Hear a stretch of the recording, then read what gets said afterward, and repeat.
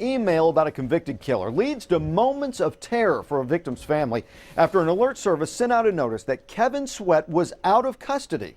2 News anchor Breanne Palmerini talked to the family members who were very concerned. Well, this all started with a service called Vine. It alerts family members and victims when convicted criminals are out of jail. Now, late last night, Vine sent out a message that specifically stated that Kevin Sweat had been released from custody. This was not the case.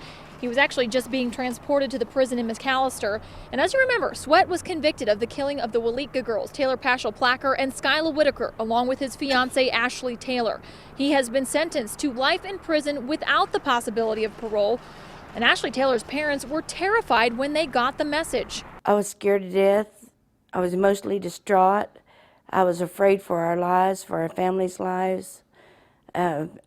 I just didn't know what to do, where to go. After several hours of panic and repeated phone calls, they finally got the call they needed from the DOC. And they all confirmed that he was transported and that he was in custody in McAllister. So that was a big relief. Now again, this message was not supposed to say that Sweat was being released from custody, just transported.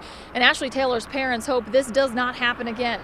Near downtown, Breanne Palmerini, 2 News works for you. Yeah, quite a day for that family. Breanne, thanks. So how did this happen? 2 News did some digging. Here's what we found out. The state of Oklahoma partners with a third-party group called APRIS.